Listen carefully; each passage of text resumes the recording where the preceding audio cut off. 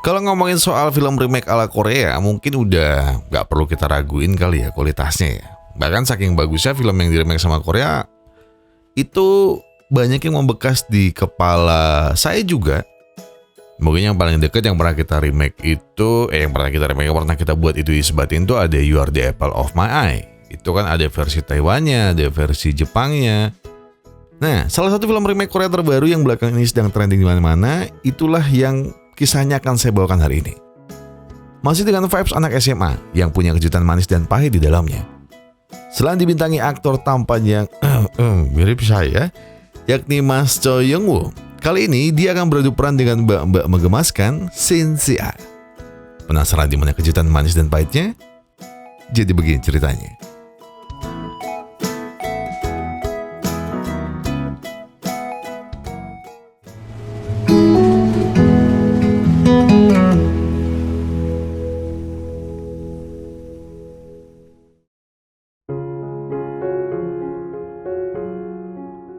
Jaewon, begitulah nama anak SMA pendiam yang lebih banyak cupunya daripada kerennya. Ya nggak cupu dari mana kalau seumur hidup Jaewon baru sekali pacaran. Itu pun pas SMP. Dan mirisnya lagi, dia langsung diputusin kurang dari 24 jam. Gara-gara Jaewon lupa nanya udah makan atau belum ke mantannya. Di rumah, dia juga nggak banyak bicara dengan sang ayah. Apalagi semenjak ibunya meninggal 1 tahun yang lalu. Tapi untungnya, ayah Jaewon tidak menyerah untuk merawatnya. Ya walaupun ayahnya hanyalah fotografer panggilan, setidaknya ia punya studio kaca warna-warni yang cukup banyak peminatnya. Dan lagi-lagi hari itu Jaewon kembali dibully teman-temannya.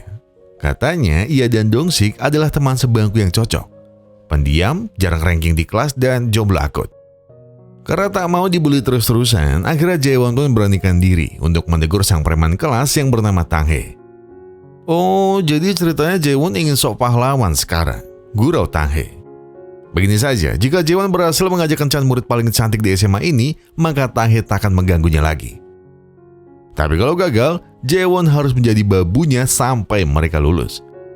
Alih-alih mundur, Jaewon justru menyanggupi tantangannya. Awalnya Jaewon masih maju mundur, mengingat dia tidak pernah mendekati Ha Soo-yeon sama sekali. Jangankan mendekatinya, melihatnya dari jauh pun Jaewon gemeteran. Tapi demi dirinya sendiri, Jaewon pun akhirnya beranikan diri untuk mengajaknya kencan. 나랑 사귈래? 그래. 어? 네? 사귀자. Sepertinya Jaewon diperang oleh Soyeon. Karena mana mungkin Soyeon mau kencan dengan pria culun sepertinya. Apalagi Jaewon juga tahu sendiri, sudah banyak pria keren di SMA yang katanya selalu ditolak oleh Soyeon. Namun ketika kelas sudah kosong, tiba-tiba 안녕. 안녕. siapa sangka kalau ternyata Soyeon benar-benar serius dengan kencannya tadi pagi. Bahkan anehnya, Soyeon duluan yang malah meminta nomor Jaewon dan langsung mengajaknya pacaran. Tak ingin Soyeon salah paham, Jaewon harus jujur kalau sebenarnya ia mengajaknya kencan karena tidak ingin dibully lagi. Tenang saja, Soyeon sudah tahu, sebab video mereka sudah viral di sekolah. Tapi intinya, Jaewon mau pacaran dengannya atau tidak? Sebenarnya ya Jaewon mau aja, tapi apakah Soyeon menyukainya? Enggak. Lah terus? Iya, Soyeon pun jujur kalau dia hanya ingin mencoba pacaran dengan pria cupu. Tapi sebelum mereka kencan, Soyeon punya 3 aturan. Pertama, mereka hanya bicara seperlunya. Intinya kalau Soyeon yang memulai, Jaewon tidak boleh banyak bertanya. Kedua, tidak ada interaksi apapun sebelum pulang sekolah. Dan ketiga, sekaligus aturan yang paling penting, tidak boleh ada yang jatuh cinta sungguhan di antara mereka. Dan sebagai awal kencan, Soyeon ingin tahu banyak hal tentang Jaewon. Mulai dari Mafa Mifa sampai kepribadiannya. Mafa Mifa, cocok Hong, ketuaan tidak ada yang tahu. Ayo, buat info ke kalian, Mifa sama Mafa itu minuman favorit dan makanan favorit. Ya Allah, tahun berapa itu masih nulis begituan? Memang untuk apa Soyeon mencatat semuanya? Tanya Jaewon. Bukankah Soyeon tidak menyukainya? Kalau itu ya sudah pasti. Namun, Soyeon hanya tidak mau hari mereka membosankan. Masa cowok terus yang memulai? Iya kan? Lalu apalagi yang Jaewon suka? Suka poster enggak? Sayangnya enggak. Jaewon kurang jago jungler katanya. Udah tenang aja, nanti biar Soyeon yang gendong. Merasa kalau Soyeon begitu excited pacaran dengannya, sekarang gantian Jaewon yang menunjukkan lagu favoritnya. Mungkin bukan lagu terkenal, tapi minimal Soyeon bisa mengingat Jaewon ketika mendengarnya. Dan terus, apa olahraga kesukaan Jaewon? John bilang gak ada. Dan ternyata Jaewon berkata yang sama. Ia sebenarnya bukan malas olahraga, namun dia hanya tidak mau bau keringat. Dasar pria aneh, ucap Soyeon sambil terkekeh. Baru sehari jadian, tapi malam itu Jaewon malah panas dingin melihat pesan dan foto yang dikirim Soyeon. Bahkan semenjak ia berpacaran dengan Soyeon, kini sudah tidak ada lagi yang berani membulinya. Namun, belum lama Jaewon senang, ia tiba-tiba datangi Jimin yang adalah sahabat Soyeon. Ia penasaran, kenapa Jaewon diam saja selama di sekolah? Apakah Jaewon ingin mempermainkan Soyeon? Tidak, jawabnya. Ia hanya ingin menuruti permintaan Soyeon. Hanya itu, dan tidak lebih. Melihat kalau Jaewon berbeda dari pria lainnya, kali ini Jimin akan percaya padanya. Ibarat bunga yang mekar perlahan, begitulah hubungan mereka setiap harinya. Selalu ada hal baru yang pelan-pelan membuat Soyeon semakin nyaman dengan Jaewon. Ya, meskipun pacarnya masih cupu, namun setidaknya Soyeon tahu kalau Jaewon adalah pria yang baik dan setia. Hingga bukan hal yang aneh ketika Jaewon pun jadi lebih terbuka di depan pacarnya. Bahkan dari kedekatan mereka berdua, Jimin akhirnya benar-benar percaya kalau Jaewon tidak main-main dengan sahabatnya. Jimin berharap semoga Jaewon bisa terus membuat hari sahabatnya berwarna seperti ini. Dan persis seperti harapan Jimin, apa yang telah Jaewon berikan setiap harinya ternyata sangat berarti untuk Soyeon. Bahkan rasanya apa yang bisa Soyeon tulis takkan sanggup untuk menggambarkan perasaannya.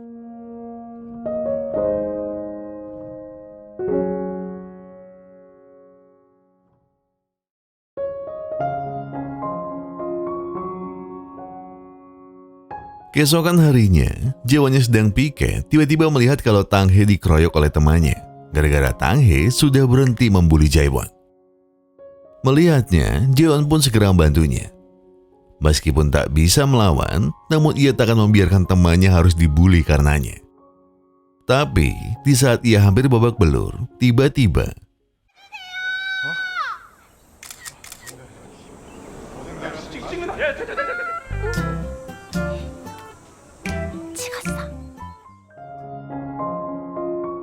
berkat bantuan Jaewon dan Soyeon, Tang Hye akhirnya bisa selamat. Ia tidak menyangka kalau Jaewon masih mau menolongnya. Di momen inilah Tang Hye minta maaf karena selama ini telah membulinya. Dan dari situlah Tang Hye akhirnya mulai bersahabat dengan mereka bertiga. Atau lebih tepatnya, Tang Hye juga ingin semakin dekat dengan Jimin. Dari hari ke hari, Soyeon belum pernah tahu bagaimana Jaewon di luar sekolah. Apakah ia sama culunnya atau ada sisi lain Jaewon yang Soyeon tidak tahu? Maka dari itu, Soyeon pun terus membujuknya agar Jaewon sesekali mau menghabiskan waktunya tanpa seragam sekolah. Maka setelah Soyeon terus membujuknya, Jaewon pun akhirnya setuju. Baiklah, Sabtu besok Jaewon akan menunggunya di dekat pantai. Akhirnya hari yang mereka tunggu tiba juga. Ya, meskipun tampilan Jaewon biasa saja, namun paling tidak Soyeon sudah cukup senang karena Jaewon selalu menepati janjinya. Di waktu mereka sedang menatap lautan, akhirnya ada sisi lain Jaewon yang baru Soyeon sadari. Iya, ternyata semenjak ibunya tiada, Jaewon benar-benar belajar mandiri. Bahkan Soyeon tidak menyangka jika sandwich buatan Jaewon bisa seenak ini. Dan tepat ketika Soyeon sedang memejamkan mata, Jaewon lagi-lagi hanya bisa bergumam dan juga bertanya-tanya. Kenapa wanita secantik Soyeon tertarik dengannya? Namun apapun alasannya, Jaewon hanya bisa berdoa. Semoga hubungan mereka akan selalu bahagia. Lalu sebelum mereka kembali, Soyeon tiba-tiba berkata bahwa ia tidak pernah membayangkan kalau bersama Jaewon, ia mudah untuk bahagia. Bahkan rasanya, meski mereka baru mengenal, namun Soyeon bisa merasakan kalau Jaewon membangun hubungan ini dengan perasaan yang tulus. Jangan berubah ya, ucap Soyun sambil tersenyum.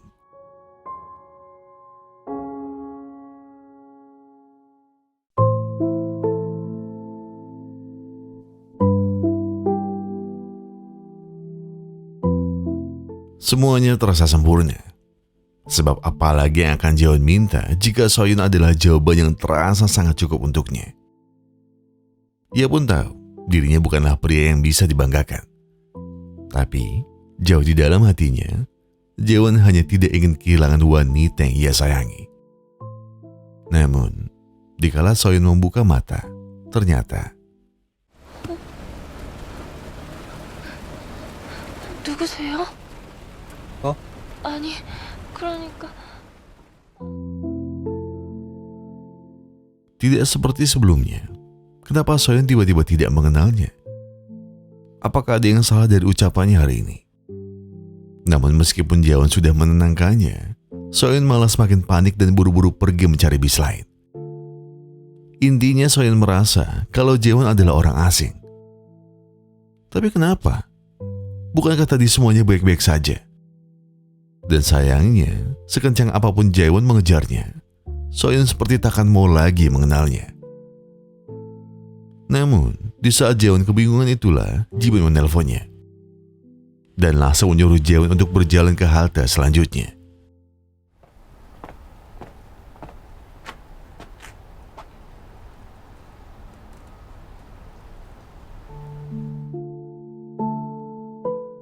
Dari telepon Jimin, Jaewon hanya diminta untuk tenang, sebab Soyun lah yang akan menjelaskan semuanya. Dan setelah Soyun mulai mengenali Jaewon lagi, di sanalah Soyun akhirnya bercerita tentang apa yang sebenarnya ia alami. Semuanya bermula di tanggal 8 Januari 2025. Saat itu Soyun mengalami kecelakaan fatal. Hingga akibatnya, dia harus terkena amnesia arterograd. Sebuah kondisi di mana Soyun selalu terbangun dengan memori di hari sebelum kecelakaan. Dan akibat yang paling menyedihkan adalah ketika Soyun memejamkan mata, ia otomatis lupa tentang semua hal. Termasuk dengan siapa ia menjalani harinya. Karena itulah, setiap malam Soyun harus menulis di buku dan jurnal komputernya tentang semua hal yang terjadi hari itu. Agar ketika ia terbangun keesokan hari, ia tidak terlihat seperti orang yang aneh. Bahkan, demi mengingat semua hal yang terjadi, ia pun harus terus menulis di not kecil yang ia bawa kemana-mana. Dan orang-orang yang tahu akan hal ini hanyalah orang tuanya, Jimin, dan guru-gurunya. Maka ketika ia tadi tertidur di bis, Soyun sebenarnya tidak mengingat Jaewon sama sekali. Dan baru ketika Jimin menyuruhnya untuk membuka notes HP-nya, disitulah Soyun baru tahu kalau Jaewon adalah pacarnya. Dan karena alasan ini juga, Soyun harus menciptakan 3 aturan itu sebelum mereka pacaran. Pertama, ia harus membatasi obrolan mereka, karena ia takut kalau Jaewon membahas kejadian kemarin. Kedua, ia juga harus melarangnya mengobrol di sekolah. Sebab Soyun butuh waktu mengingat semua hal yang berkaitan tentang Jaewon. Dan untuk alasan ketiga, Soyun tidak ingin mereka jatuh cinta. Karena ia hanya tidak ingin menyakiti perasaan Jaewon. Untuk itu Soyun minta maaf. Ia menyesal. Dan Soyun pun tahu kalau ia sangat egois karena hanya ingin merasakan berpacaran seperti teman-temannya yang normal. Mendengarnya, Jaewon justru tidak marah sedikit pun. Malahan Jaewon meminta supaya Soyun jangan menulis kalau ia sudah memberitahu Jaewon tentang gangguan memorinya. Alasan Jaewon sederhana, yakni supaya hubungan mereka tidak berubah sama sekali. Jadi, apakah Soyun mau menipu dirinya sendiri esok hari? Ternyata keesokan harinya, Soyun benar-benar melakukan apa yang Jaewon minta. Dan walaupun Jaewon harus dilupakan suatu saat nanti, namun baginya, bisa mengenal Soyun saja itu sudah lebih dari cukup. Dan karena hal inilah, Jaewon akhirnya memberitahu semuanya kepada Jimin. Jaewon harus memberitahu agar Jimin jangan sampai mengingat Soyun kalau Jaewon yang memintanya menghapus memori pulang dari halte. Tapi kenapa, tanya Jimin? Iya, Jaewon hanya tidak mau Soyun merasa bersalah. Ia juga tidak mau kalau Soyun harus menghindari Jaewon. Karena mau bagaimanapun keadaannya, Jaewon cuma ingin membuat hari Soyun terus bahagia. Baiklah, Jimin setuju. Tapi sebagai gantinya, permintaan Jimin hanya satu. Tolong jangan pernah tinggalkan Soyun. Iya, akan aku usahakan, ucap Jaewon dengan penuh yakin.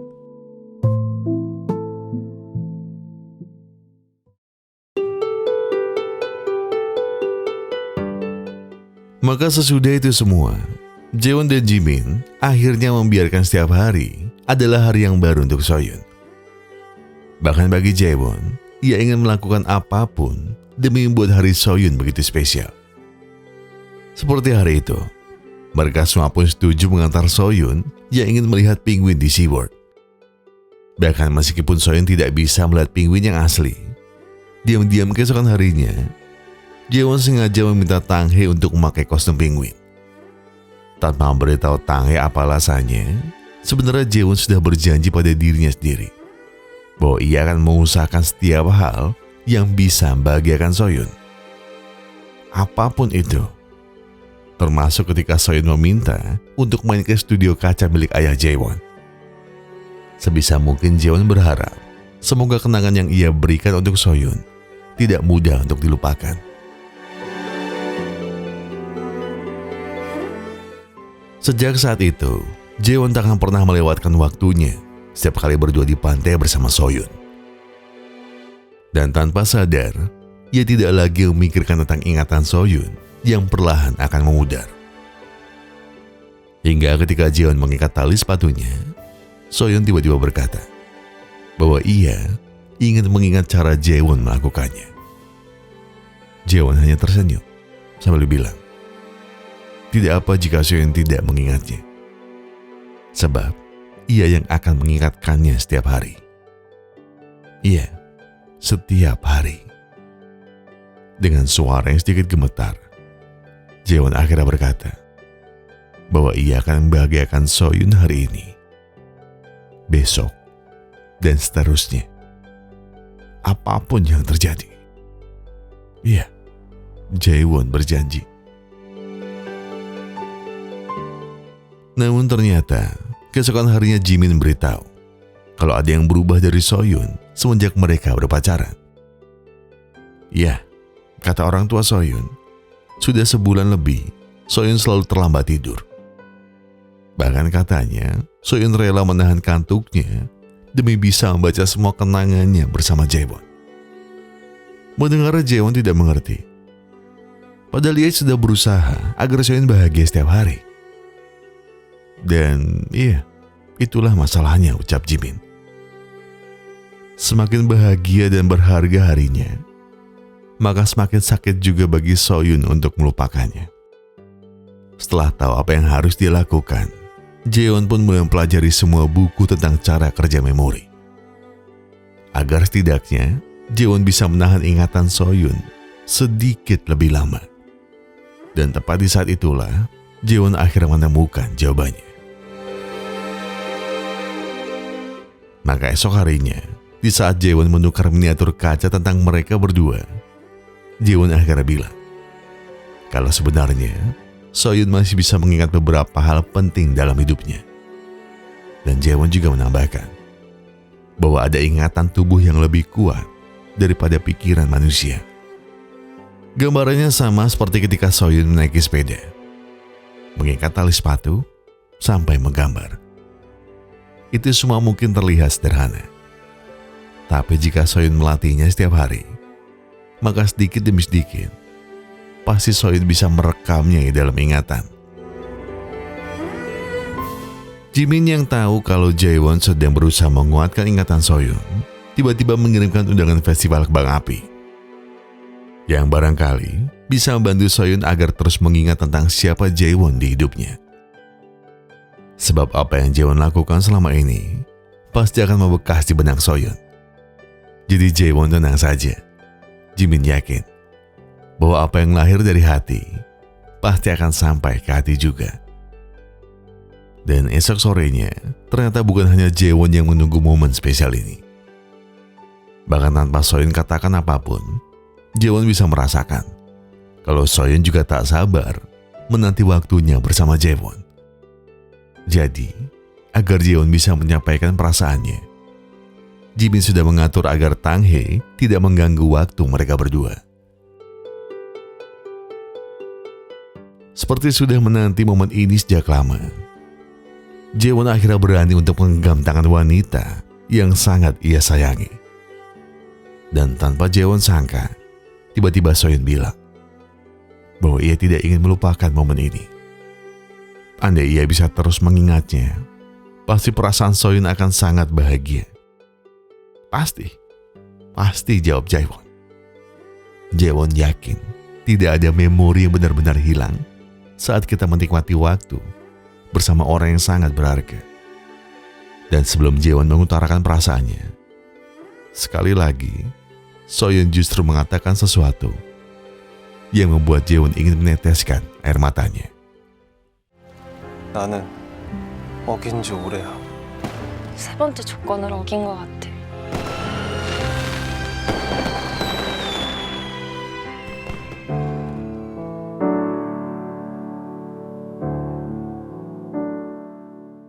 Bagai terbangun dari mimpi yang panjang, pagi itu Soyun merasa ada yang hilang dari dalam dirinya. Tapi anehnya, di saat bersamaan, ingatan Soyun pelan-pelan terasa mulai membaik. Ia jadi begitu bersemangat jalani hari yang sama sekali berbeda. Dan hari itu, Soyun tiba-tiba ingin makan siang berdua bersama Jimin. Karena ia ingin menceritakan sesuatu yang belakangan sangat mengganggu pikirannya. Sebelum ia berangkat, Soyun seperti merasa tak asing dengan lagu yang ia simpan di HP-nya. Dan entah kenapa, ia merasa begitu nyaman ketika mengikat sepatu dengan caranya yang ini. Oh iya, apa yang ingin kamu ceritakan padaku? Tanya Jimin. Oh, tentang itu. Iya, entahlah. Entah kenapa belakangan ini aku jadi sering menggambar. Tapi anehnya, aku tidak tahu siapa yang aku gambar. 누군지 알아? 이상하게 자꾸 그리게 되네. Seketika, Jimin tidak bisa berkata apa-apa. Ia juga tak tahu harus bagaimana untuk menjelaskan siapa yang Soyun gambar. Namun baiklah, tak usah dipikirkan, ucap Soyun tiba-tiba. Mungkin terdengar aneh, tapi entah kenapa Soyun merasa pernah begitu dekat dengan pria ini. Mungkin lain kali ketika ingatannya membaik, Soyun akan mengingatnya lagi. Begitupun saat pulang sekolah, kenapa Soyun seperti menunggu kehadiran seseorang? Tapi pertanyaannya, siapa yang sebenarnya sedang ia tunggu? Sampai akhirnya, di saat Soyun berjalan pulang, tiba-tiba Jimin berkata bahwa sosok yang Soyun gambar sudah lama pergi.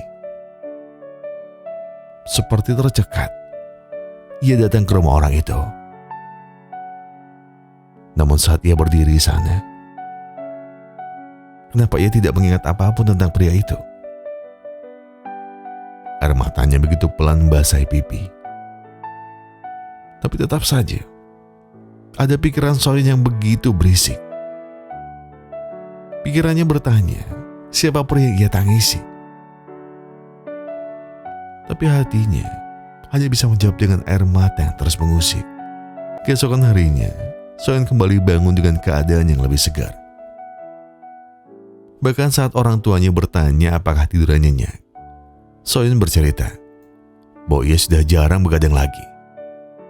Dan tepat di saat Soyun diperiksa oleh dokternya, orang tuanya pun diberitahu bahwa ada kemajuan terhadap ingatan Soyun. Dokter mengira ini semua berkat gambar yang sering Soyun ceritakan kepada Jimin. Maka dari itu, Soyun meminta Jimin datang ke rumahnya. Meskipun dokter bilang bahwa ingatannya sudah membaik, Entah kenapa, rasanya Soyun masih melupakan sesuatu yang sangat penting. Dan ketika Jimin masuk ke kamarnya, ia tidak percaya dengan gambar yang sepertinya sudah pernah ia singkirkan. 여전히 누군지는 기억 안 나는데 계속 그리다 보면 생각이 날까 싶어서.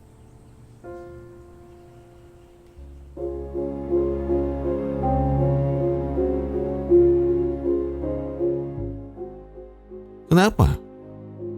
Kenapa Jimin selalu diam saja ketika Soyun menggambar pria ini? Apakah Jimin mengenalnya? Iya. Dan sebenarnya bukan hanya aku yang mengenalnya. Terlebih, dirimulah yang sangat mengenalnya. Sebelumnya, Jimin minta maaf kalau selama ini ia harus menyembunyikan semua hal tentang pria itu. Sebab sebenarnya, dialah yang memintaku untuk menghapusnya dari ingatanmu. Apakah kamu ingat dengan pria yang meninggal tempo hari? Sebenarnya kamu sudah mengenalnya dari lama. Bahkan orang itulah yang membuat ingatanmu perlahan membaik. Namanya Jaewon, sosok pria yang begitu tulus mencintaimu. Namun yang perlu Soyun tahu, Jaewon sebenarnya tidak sesehat kelihatannya. Benar, Jaewon sebenarnya punya penyakit jantung yang sangat kronis. Maka alasan inilah yang waktu itu membuat Jaewon berkata bahwa ia malas berolahraga. Dan waktu itu, sebenarnya Jaewon ingin mengejar bis yang Soyun tumpangi. Tapi Jaewon tidak bisa.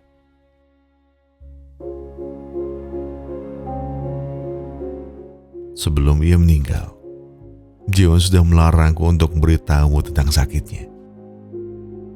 Ia tidak mau kamu bersedih dan merasa kehilangan. Dan lebih jauh dari itu, Jaewon sendirilah yang berpesan untuk menghapus semua jurnalnya tentangnya. Dan kalau bisa, tolong hapus semua gambar dan catatan di kamarnya. Aku sudah melakukan semuanya. Bahkan telah aku singkirkan semua tulisan dan gambar tentangnya. Dan akulah yang sengaja mengganti HP lamamu, agar tak ada satu pun catatan yang mengingatkanmu tentang Jaewon. Tapi nyatanya, begitu Jimin masuk kembali ke kamar ini, ia tidak percaya bahwa Soyun akan terus menggambar sosok Jaewon. Maka dari itu, Jimin rasa kini sudah saatnya Soyun membuka lagi semua memori tentang Jaewon.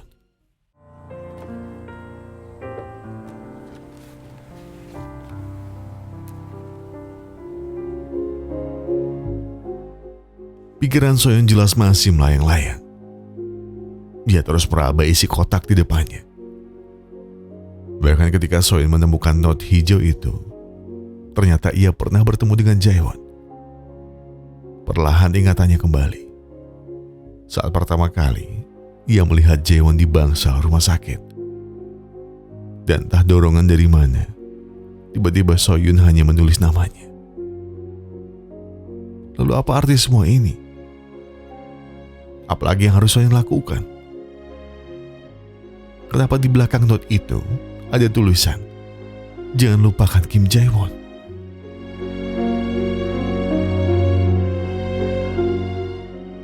Dan setelah Soyun terus bertanya, ia akhirnya mengerti. Ia mengerti lewat semua barang yang ada di dalam kotak itu. Gambar pertamanya tentang Jaewon, catatan pertama tentang sifat pemalu Jaewon, foto berdua yang terasa sangat nyata. Bahkan sampai momen Jaewon pertama kali mengajaknya kencan. Dan semuanya terasa kosong, hampa. Atau apapun namanya, Soyun hanya berharap semoga ruang itu bisa kembali terisi. Ia rindu senyumnya. Ia rindu kelakuan polosnya. Ia rindu saat Jaewon mengusahakan semuanya demi kebahagiaannya. Namun ketika pagi kembali, Soyun masih sendiri.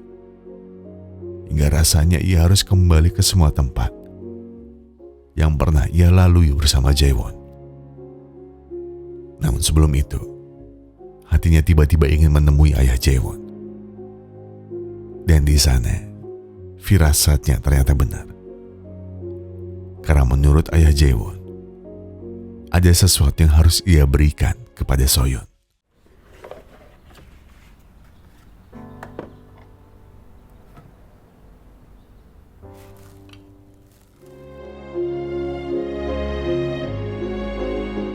Dan ya, Soyeon tak salah melihatnya. Itu adalah miniatur kaca yang pernah ia buat khusus untuk Jaewon. Ayahnya rasa Jaewon sengaja meninggalkan sebagian dirinya di dalam diri Soyeon. Tapi jika benar, kenapa sampai sekarang Soyeon masih tidak bisa mengingatnya dengan utuh? Tapi ayahnya justru menjawab, seiring waktu, ingatan setiap orang pasti memudar. Tapi jika seseorang kamu simpan di dalam hati, itu tidak akan hilang dari sana.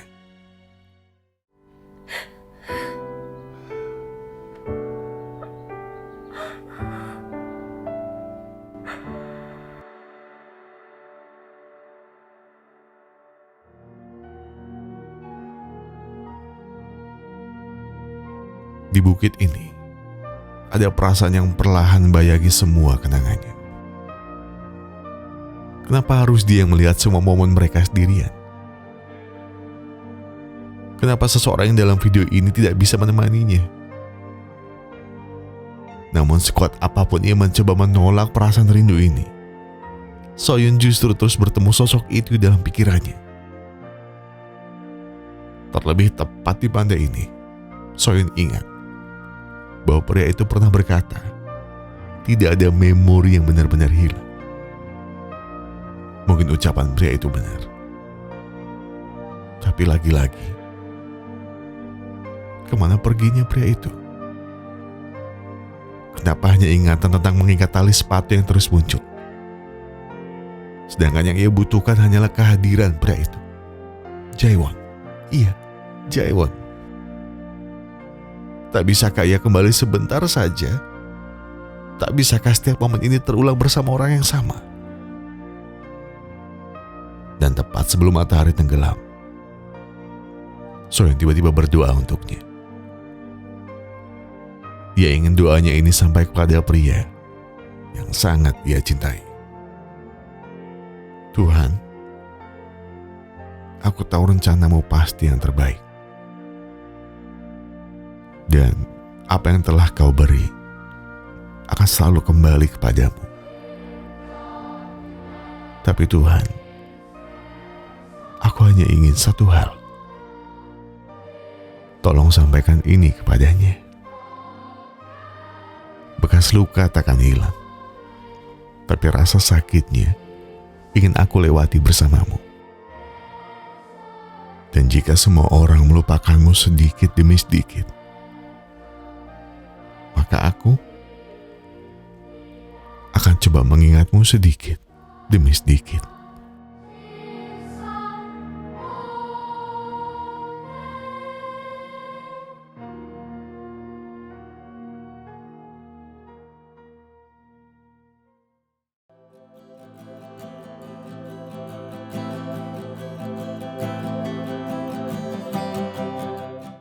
Seiring waktu, ingatan setiap orang pasti memudar.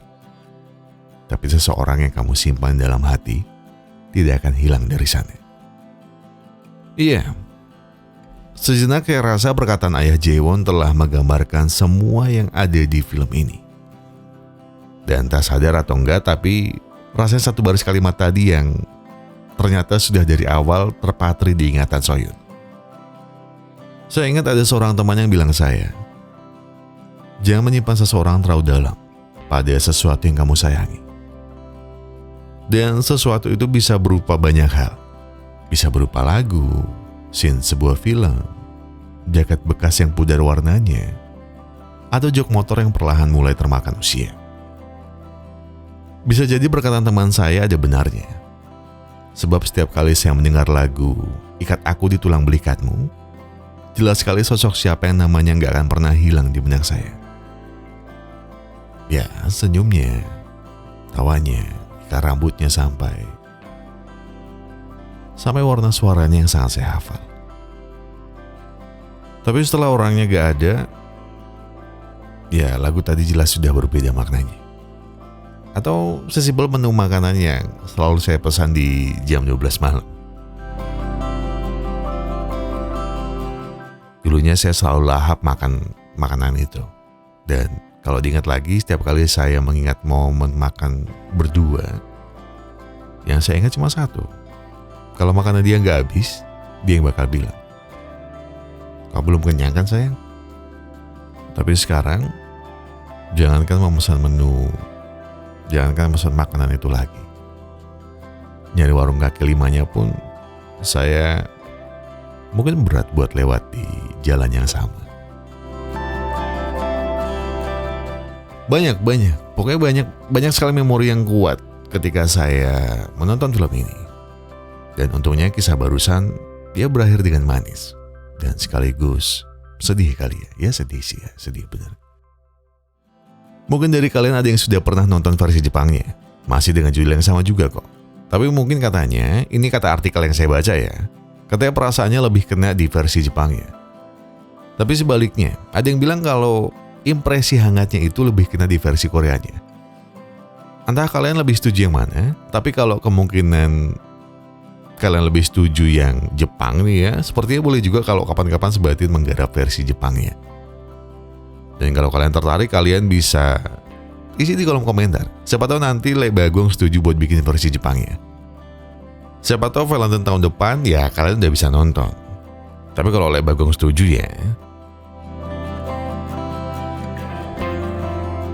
Dan untuk menutup video dan curhat saya barusan, saya tertarik buat mengutip perkataan Soyun di akhir tadi. Dan siapa tahu pesannya juga membekas di benak kalian.